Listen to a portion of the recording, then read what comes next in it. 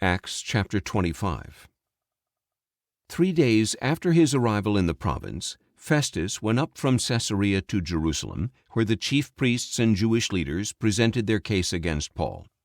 They urged Festus to grant them a concession against Paul by summoning him to Jerusalem, because they were preparing an ambush to kill him along the way. But Festus replied, "Paul is being held in Caesarea, and I myself am going there soon. So if this man has done anything wrong, let some of your leaders come down with me and accuse him there." After spending no more than 8 or 10 days with them, Festus went down to Caesarea.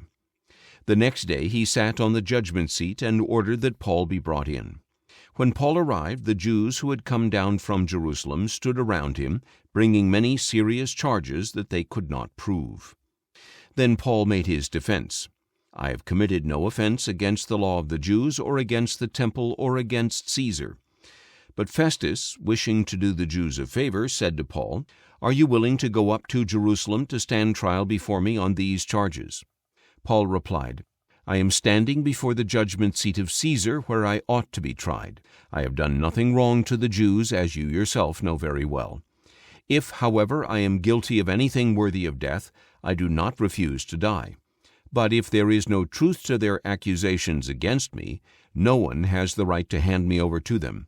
I appeal to Caesar."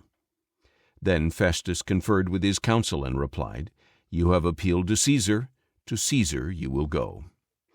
After several days had passed, King Agrippa and Bernice came down to Caesarea to pay their respects to Festus. Since they were staying several days, Festus laid out Paul's case before the king.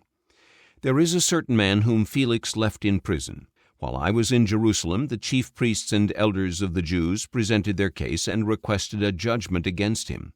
I told them that it is not the Roman custom to hand a man over before he has had an opportunity to face his accusers and defend himself against their charges. So when they came here with me, I did not delay. The next day I sat on the judgment seat and ordered that the man be brought in. But when his accusers rose to speak, they did not charge him with any of the crimes I had expected. They only had some contentions with him regarding their own religion and a certain Jesus who had died, but whom Paul affirmed to be alive. Since I was at a loss as to how to investigate these matters, I asked if he was willing to go to Jerusalem and be tried there on these charges.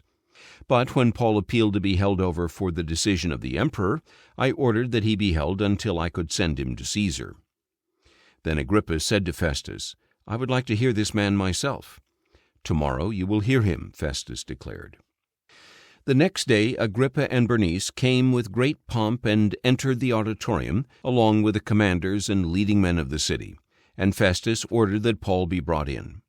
Then Festus said, "King Agrippa and all who are present with us, you see this man. The whole Jewish community has petitioned me about him, both here and in Jerusalem, crying out that he ought not to live any longer. But I found he had done nothing worthy of death, and since he is now appealed to the emperor, I decided to send him. I have nothing definite to write to our sovereign one about him. Therefore I have brought him before all of you, and especially before you, King Agrippa, so that after this inquiry I may have something to write. For it seems unreasonable to me to send on a prisoner without specifying the charges against him."